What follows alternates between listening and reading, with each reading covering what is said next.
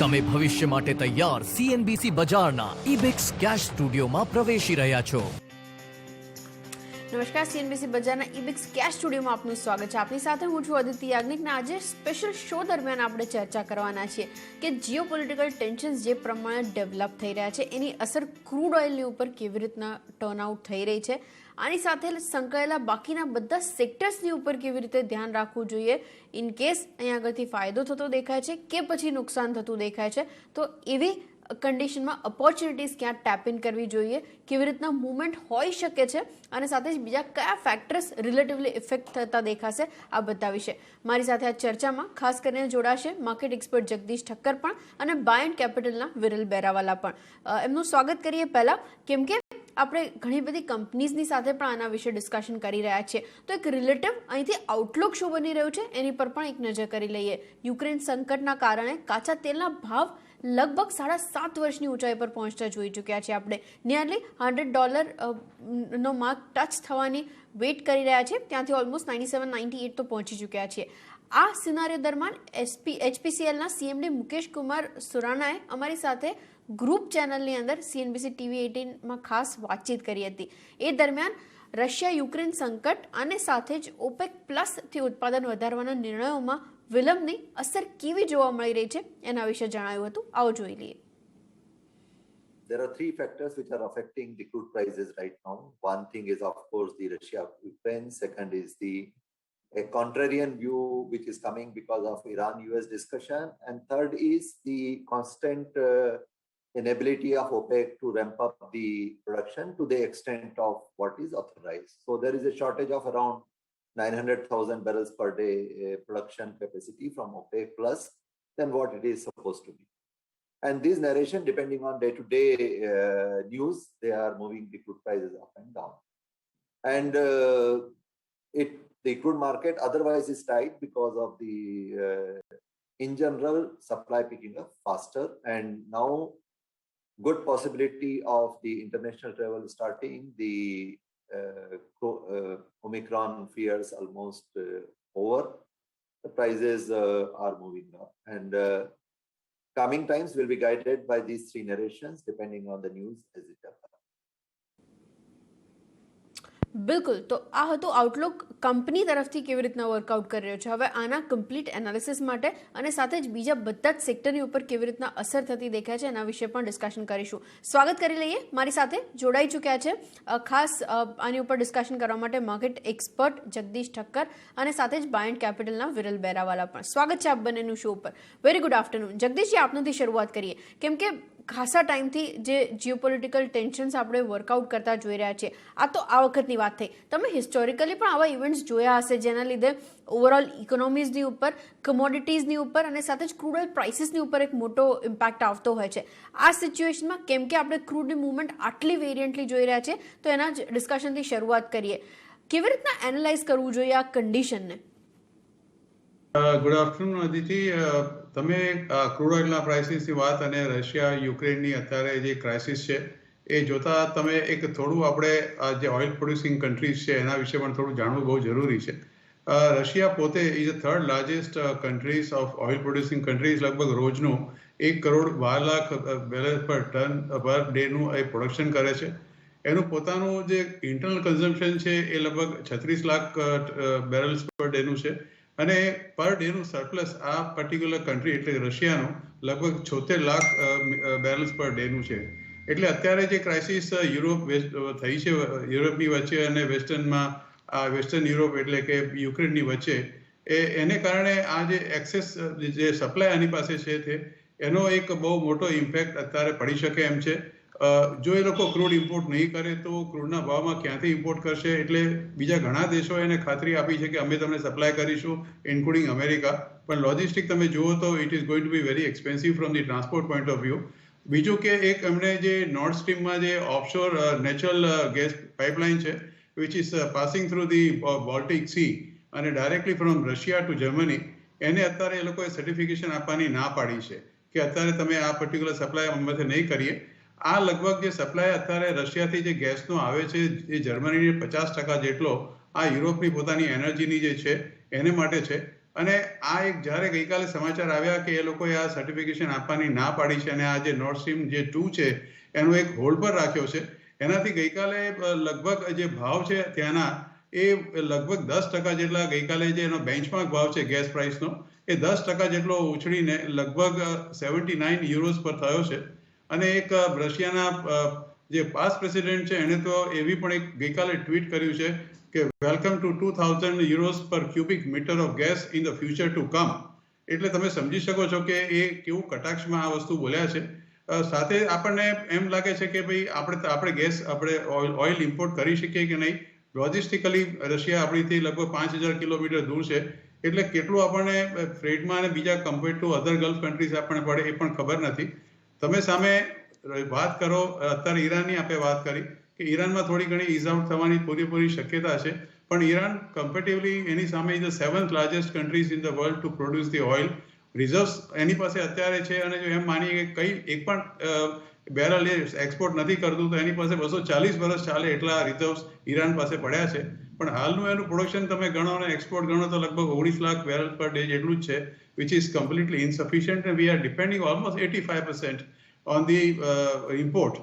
એટલે આ એક જે ક્રાઇસિસ આપણે માટે છે, કઈ રીતે થશે, ઇઝ આઉટ થશે, ઈરાન જોડે થશે. પણ આ જે ભાવની તમે અત્યારે વાત કરી, I take you back to August 2008 કે જે વખતે ક્રૂડનો ઓઇલનો ભાવ જે $147 પ્રતિ બેરલ હતો. આજે આપણને $99-100 પણ બીક લાગે છે. એટલે 13 વર્ષ પહેલા આનો ભાવ આપણે $147 પર જોયો છે, અને તે વખતે $200 થઈ જશે એવી પણ વાતો વહેતી થઈ હતી. એટલે લેટેસ્ટ વેઇટ, અને અત્યારે જે ટ્વીટ આવ્યું છે કે પુતિન સાહેબ વાતચીત કરવા તૈયાર છે, કઈ એનું સોલ્યુશન ચોક્કસ નીકળી આવશે. Otherwise there is going to be a huge energy crisis beginning from the Europe, અને definitely it will spill over towards our side in India also. એટલે કે સાઉથ ઈસ્ટ એશિયામાં પણ એના બહુ મોટા પડઘા પડે એવી પૂરી શક્યતા છે. ઓકે, બિલકુલ. આ ગ્લોબલ સેટઅપની વાત હતી. આપણા ઇકોનોમી માટે કેટલું થ્રેટ અને કન્સિડર કરવું જોઈએ ગિવન દેટ કન્ડિશન? હું અમુક એકચ્યુઅલી રિપોર્ટ્સ વાંચી રહી હતી, એનામાં $118 સુધી પણ આ રેટ્સ આગળ જતા દેખાઈ શકે છે, એવા કોટેશન્સ હતા. એના વિશે એક જાણકારી લઈ લે. વિરલ, સ્વાગત છે આપનું બી, અને સાથે જ તમે આને કેવી રીતના એનાલાઇઝ કરી રહ્યા છો? સેક્ટોરલ કેવી રીતના ઇમ્પેક્ટ આવતો દેખાઈ શકે છે થશે, કેમ કે આપણે ઘણી બધી વસ્તુ એક્સપોર્ટ બી કરીએ છીએ, બટ સૌથી મોટું ક્રક્સ અને સૌથી મોટું ક્રુશિયલ પાર્ટ હશે એ, કેમ કે ઓઇલ પ્રાઇસીસની અંદર આટલો મોટો ઉછાળો જોઈ રહ્યા છીએ એ જ હશે. તો એના જ એક અરાઉન્ડ ડિસ્કશન ઇન્ડિયા માટે કેટલી મોટી આ ચેલેન્જ બની રહી છે. તો શ્યોર, ગુડ આફ્ટરનૂન. તો આમાં શું છે કે ઓઇલનું જે દિવસનું ટોટલ કન્ઝમ્પશન છે એ લગભગ $97 મિલિયન છે. ને અત્યારે પણ જે શોર્ટફોલ છે કે જે મિસ્ટર સુરાણે પણ કીધું એ લેસ ધેન $1 મિલિયન છે. તો ઓઇલની જે પ્રાઇસ ઇલાસ્ટિસિટી છે બહુ છે. થોડુંક પ્રોડક્શન કે કન્ઝમ્પશન બેમાં કંઈ પણ મિસમેચ થાય તો તમે આના પ્રાઇસીસ એકદમ જોરથી ઉછાળો કે નીચે જતા જોશો. આનું એકચ્યુઅલી આ વખતનું જે ક્રક્સ છે 2014માં સાઉદી અરેબિયા લેડ બાય, એટલે OPEC led by Saudi Arabia, એ લોકો એકચ્યુઅલી પ્રાઇસ કંટ્રોલ થોડા વર્ષ છોડી દીધા હતા. એના લીધે 5 વર્ષ લગભગ સારા ગયા 2014થી 2020 સુધી, કે જ્યારે $40-60 રેન્જમાં ઓઇલ હતું. પણ આના લીધે શું થયું કે ઘણા બધા જે બોર્ડર લાઇન હતા પ્રોડ્યુસર્સ, જેમ કે કેનેડા છે, ત્યાં ટાર સેન્ડથી બનતું હતું, એ બહુ મોંઘું હતું, તો એ બધા ઓફ થઈ ગયા. બીજું કે લોંગ ટર્મ લોકોને લાગે છે કે મૂવમેન્ટ ટુવર્ડ્સ EV થશે, તો ક્રૂડ ઓઇલ ટ્રાન્સપોર્ટેશન ફ્યુલની જે જરૂર છે એ ઓછી થઈ જશે. તો એના લીધે કંઈ કેપેક્સ થયું નથી. તો આજે 40-60ની જે રેન્જ છે એ કદાચ એટલે ઘણા વર્ષ માટે નીકળી ગઈ છે. હવે સ્પેસિફિક આપણે ઇન્ડિયામાં જોઈએ તો પોઝિટિવ ઇમ્પેક્ટ થશે, નેગેટિવ ઇમ્પેક્ટ થશે. એટલે ઇકોનોમી માટે એઝ સચ ઇશ્યુ છે, કારણ કે આપણું 80% પ્લસ આપણે ઇમ્પોર્ટ કરીએ છીએ ક્રૂડ. પણ જો સેક્ટર સ્પેસિફિક જો તો પહેલાં પોઝિટિવ કોને ઇમ્પેક્ટ કોને મળશે, તો એક તો ક્લિયરલી છે કે જે અપસ્ટ્રીમ સેક્ટર્સ છે, એટલે કે જે ઓઇલ કે ગેસ પ્રોડ્યુસ કરે છે એ લોકોને ફાયદો થશે. પહેલાં જેવું નથી કે ગવર્મેન્ટનો કંટ્રોલ છે પ્રાઇસ પર. હવે જે પણ પ્રાઇસ છે આ પ્રોડ્યુસર્સને ડાયરેક્ટલી મળી જાય છે, at least on crude oil side. Gas પર છે, ગેસ પર હજી પણ એક સોર્ટ ઓફ APM કે એડમિનિસ્ટ્રેટિવ પ્રાઇસ મિકેનિઝમ છે, પણ એમાં પણ જો એ પણ એવરેજ છે થોડી, કે average of 4 main gas house, તો એમાં પણ હર 6 મહિને ચેન્જ થાય. તો અપસ્ટ્રીમ ક્લીનેસ્ટ પ્લે છે કે ઓઇલ પ્રાઇસ ઉપર તો કોઈ પણ અપસ્ટ્રીમ કંપની લઈ લો. આપણે પિક્સ પર પછી આવીશું, પણ આ ડાયરેક્ટ બેનિફિશિયરી છે. બીજા જે ઇનડાયરેક્ટ બેનિફિશિયરી હોઈ શકે આ કે જે લોકો પાસે પેટકેમ પ્લાન્ટ્સ હોય.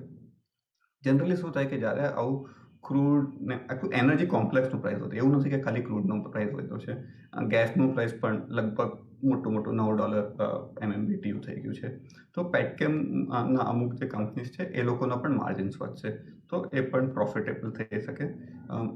થર્ડ, OMCsને ફાયદો થાય કારણ કે જનરલી હાયર ક્રૂડ પ્રાઇસ સાથે આખું જે રિફાઇનિંગ કેપેસિટી પણ છે જે દુનિયામાં એ લિમિટેડ છે, ને જો ડિમાન્ડ આવે તો ને જે લાગે છે કે વિથ રીઓપનિંગ એ આવશે તો OMCsને એ પણ ફાયદો થશે. ને બીજું in the very short term જબરદસ્ત ઇન્વેન્ટરી ગેઇન્સ આવશે.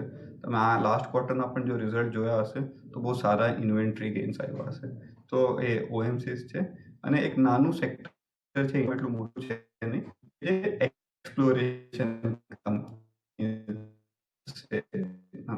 કે જે એન્જિનિયરિંગ પ્રોવાઈડ કરશે કે ઇવન ઓફશોર વેસલ્સ તો જે સપોર્ટ વાળા છે એટ ધ ટોપ પાર્ટ, તો આ બધાને પોઝિટિવ ઇમ્પેક્ટ આવશે. નેગેટિવ ઇમ્પેક્ટ કયા સેક્ટરને આવશે? Simplest clearest is aviation, right? એવિએશનનું લગભગ 42% રેવન્યુઝ છે, ફ્યુલ એક્સપેન્સીસ છે.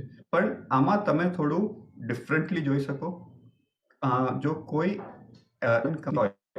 જેની પાસે શું કહેવાય નવા એરબસ A320 નિયોઝ હોય તો ત્યાં ફ્યુલ કન્ઝમ્પશન 15-20% ઓછું હોય. તો ઇવન વિધિન ધ સેક્ટર મેં પોઝિટિવ શોધી શકો, બટ ઓવરઓલ સેક્ટરમાં થોડું ઇમ્પેક્ટ છે. Paints, again oil based paints હજી પણ મેજોરિટી છે. ઓલરેડી જે ડેકોરેટિવ પેઇન્ટ સાઇડ છે આ ફાઇનાન્શિયલ યરમાં 20% ઉપર પ્રાઇસ લઈ લીધા છે અને હજી પણ રો મટીરિયલ પ્રેશર છે. તો ઇવેન્ચ્યુઅલી આમાં ઇમ્પેક્ટ અને ડિમાન્ડ પર ઇમ્પેક્ટ આવશે. અને લાસ્ટ સેક્ટર છે કન્ઝ્યુમર સેક્ટર છે. તો કન્ઝ્યુમર સેક્ટરમાં એસેન્શિયલી ત્રણ જગ્યાએ કોસ્ટ ઇમ્પેક્ટ થાય. પેકેજિંગ કોસ્ટ કન્ઝ્યુમર સેક્ટર માટે મોટું હોય, રાઈટ? પ્લાસ્ટિક પેકેજિંગ અને પ્લાસ્ટિક ઓફકોર્સ ક્રૂડ ડેરિવેટિવ છે.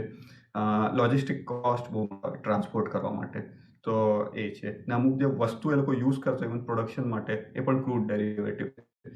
રો મટીરિયલ પ્રેશર જે આપણને FMCG કે સોર્ટ ઓફ ઇવન સેક્ટરમાં દેખાતું હતું એ હજી લાંબો ટાઈમ ચાલી શકે જ્યાં સુધી આ ક્રૂડ ઓઇલ પ્રાઇસ રહેશે. તો આ પોઝિટિવ ને નેગેટિવ સેક્ટર. ઓકે, બિલકુલ. તો આપણે આખું બેઝ સેટઅપ કરીએ છીએ. પહેલાં આપણે ગ્લોબલ સિચ્યુએશન ડિસ્કસ કરી, એની બાદ આપણે ઇન્ડિયન કન્ડિશન ડિસ્કસ કરી રહ્યા હતા. કયા કયા સેક્ટર્સ ઉપર તમારે ધ્યાન રાખવું જોઈએ જ્યાં પોઝિટિવ અસર થઈ શકે છે અને જ્યાં નેગેટિવ અસર થઈ શકે છે. આગળ પિક્સ વિશે ડિસ્કશન કરીશું અને એના અંડરલાઇંગ રીઝન્સ પણ આપણા માર્કેટના નિષ્ણાત આપણને કોટ કરી આપશે કે ક્યાં કેમ ફાયદો થતો દેખાય છે, કયા વેલ્યુએશન્સ પર અત્યારે તમારે એન્ટર કરવું જોઈએ, આ બધા વિશે ડિસ્કશન કરીશું. તો ત્યાંથી શરૂઆત કરી લઈએ. જગદીશજી, આપની તરફથી ફર્સ્ટ પિક કઈ છે? ઓઇલ પ્રોડક્શનમાં અત્યારે હું તમને કહું તો ONGC છે કે જેને સીધો જ ફાયદો છે, અને બીજો છે ઓઇલ ઇન્ડિયા. કારણ કે જેવા ક્રૂડના ભાવ વધે એટલે એ લોકોને ડેફિનેટલી સીધો કે આડકતરી તો ફાયદો થાય જ છે. એટલે આ તમે જો ગણો તો ચોક્કસ એક આ ફાયદો આ કંપનીઓને ઓઇલ ઇન્ડિયા અને ONGCને, અને ટુ સમ એક્સટેન્ટ તમે એવું કહી શકો કે ONGC વિદેશ છે કે ભારત ઓવન રિફાઇનરીઝ છે કે ઇવન ગેલ છે ફોર દેટ રીઝન, જે ગેસનું પ્રોડક્શન કરે છે, એ લોકોને એક સીધો ફાયદો આ ભાવ વધારાથી થઈ શકે છે. અને સામે પક્ષે અત્યારે ઇલેક્શનને કારણે જે નુકસાન થઈ રહ્યું છે ઓઇલ માર્કેટિંગ કંપનીઝને, કે એ લોકો માત્ર એવિએશન ફ્યુઅલ કે એવિએશન ટર્બાઇન ફ્યુઅલ જે ATF કહેવાય છે એના સિવાય એ લોકો બીજા ભાવ અત્યારે પેટ્રોલ ડીઝલના વધારી નથી શક્યા. એટલે કે લગભગ તમે જાણો 1.5 મહિનાથી આ એક યુક્રેનની જે સમસ્યા ચાલી રહી છે એની સામે આ HPCL, BPCL, IOC આ લોકોને બહુ જ મોટું એક નુકસાન અત્યારે જઈ રહ્યું છે, કારણ કે એ લોકોએ જૂના ભાવે જ અત્યારે પેટ્રોલ ડીઝલનું વેચાણ કરવું પડે છે. એટલે last quarter of 2021-22 oil marketing company માટે કદાચ મને એવું લાગે છે કે થોડું ઘણા નેગેટિવ પુરવાર થાય. એટલે જો તમારે આ ઓઇલ સેક્ટરમાં રોકાણ કરવું તો અત્યારે તો જે ઓઇલ પ્રોડ્યુસિંગ કંપનીઝ છે, ઓઇલ પ્રોડક્શનમાં જે ONGC છે અને ઓઇલ ઇન્ડિયા છે, તમારે ગેઇલ છે, આ ત્રણેય કંપનીઓ તમે કદાચ એના પર રોકાણ કરી શકો. પણ ઓઇલ માર્કેટિંગ કંપની પૂરતું તો મને એવું લાગે છે કે this quarter will be negative. Okay, તો આ ફર્સ્ટ પિક્સ હતા જે આપણે ONGC અને ઓઇલ ઇન્ડિયા જેવી કંપનીઝની ઉપર ધ્યાન રાખો જ્યાં તમે અહીં આગળથી ખરીદારી કરીને ચાલી શકો છો. ડાયરેક્ટ બેનિફિટ આ કંપનીઝને મળતો દેખાશે. ફોકસ કરતા રહીશું એની પર. ફર્સ્ટ પિક વિરલ પાસેથી પણ જાણી લઈએ. વિરલ, આપની તરફથી ફર્સ્ટ રેકમેન્ડેશન ક્યાં છે? મારું પણ ફર્સ્ટ રેકમેન્ડેશન ONGC જ રહેશે. તો ONGCનો અત્યારનો જે ભાવ છે 160-165 આસપાસ, એ એકચ્યુઅલી ઓઇલ પ્રાઇસ $55 પર અઝ્યુમ કરે છે. તો તમે અઝ્યુમ કરો કે 55 નહીં પણ આવતા હોય FY23માં જો અઝ્યુમ કરો કે $75 ઓઇલ પ્રાઇસ રહેશે અને ગેસ પ્રાઇસ પણ તમે $60 અઝ્યુમ કરો. અત્યારે મેં જેમ કીધું કે $9 છે, તો પણ અર્નિંગ જે હશે એ લગભગ 80,000 કરોડનો એબિટા થઈ જશે. 80,000 કરોડનો જે એબિટા પ્રોફિટ લગભગ 45,000 કરોડ, જેમથી EPS તમે વિચારો તો 35-36 રૂપિયા થઈ જશે. મોટું 32 4-5 રૂપિયા ONGC વિદેશનું. અને ONGC જે પોલિસી પ્રમાણે કે એટલીસ્ટ હિસ્ટ્રી જુઓ તો એ પ્રમાણે લગભગ 40% ડિવિડન્ડ આપે છે. તો આપણને 14-15 રૂપિયા ડિવિડન્ડ મળી શકે. તો એક તો લગભગ 9% ડિવિડન્ડ yield થઈ ગઈ. બીજું શું છે, ઇશ્યુ શું છે ONGC as a stock has been massive under performer. એનું ઇશ્યુ મેઇન એ છે કે પ્રોડક્શન ગ્રોથ જે છે એ ઘણી સ્લો છે. એસેન્શિયલી જે ONGCનું બિઝનેસ છે કે કોઈ પણ આ પ્રોડ્યુસરનો બિઝનેસ હોય, આ બધાને ડિપ્લીટિંગ એસેટ કહેવાય. એટલે જે પહેલા વર્ષે તમારો જેટલું ઓઇલ એક્સટ્રેક્ટ થાય કે જે ગેસ પ્રોડ્યુસ થાય એના કરતાં બીજા વર્ષે ઓછું થશે. એનું એક રેટ હોય, એક ડિપેન્ડિંગ ઓન કેટલી સારી ફિલ્ડ છે એ રેટ ઓફ ડિપ્લીશન હોય. જો તમારે મેન્ટેન કરવું હોય તો એના માટે ઘણો ખર્ચ કરવો પડે, બટ ઇવેન્ચ્યુઅલી ખતમ થઈ જાય, રાઈટ. તો તમારે કન્ટિન્યુઅસલી નવા પ્રોજેક્ટ્સ એડ કરવા પડે. ને ONGCમાં શું થાય છે કે જે પ્રોડક્શન નું જે ડિપ્લીશન થાય છે, નવું એડિશન મોટું સેમ છે. એ લોકોનો એક મોટો પ્રોજેક્ટ આવે છે કૃષ્ણા ગોદાવરી બેઝમાં, KG બેઝ 98/2 પ્રોજેક્ટ કહીએ ને, તો એ ઘણો ડિલેડ છે. પણ એ જો પ્રોજેક્ટ આવી જશે તો એટલીસ્ટ બીજા 3 થી 4 વર્ષ માટે તમને સિંગલ ડિજિટ ગ્રોથ દેખાઈ શકે. સ્ટોક આટલું અંડર પરફોર્મ શું કામ કર્યું છે? તો ક્લિયરલી એક છે કે બિકોઝ આટલા વર્ષથી આવ્યું નથી, તો એક્સપેક્ટેશન્સ આ સ્ટોકમાં ઘણા લો છે. અને આ આવશે, આ જો કંઈ પણ 98/2 આવી ગયું કે નહીં પણ આવ્યું, પણ $75 આસપાસ પણ પ્રાઇસ આવ્યો, તો પછી કેશ ફ્લો ઘણા ઇમ્પ્રૂવ થઈ જશે ને બધું લાર્જ પાર્ટે ડિવિડન્ડમાં આવી જશે. ઓકે, ONGC કન્સેન્સસ બાય બંને નિષ્ણાતો તરફથી બની રહ્યું છે, તો એની ઉપર ધ્યાન રાખતા રહીશું. આ લેવલ્સ પર ખરીદારી કરવાની સલાહ છે, નજર રાખો. ક્વિકલી એક બ્રેક લઈ લઈએ અને બ્રેક બાદ પાછા ફરીને આગળ બાકી કયા કાઉન્ટર્સ હોવા જોઈએ જેની પર તમારી નજર છે એ ડિસ્કસ કરીશું.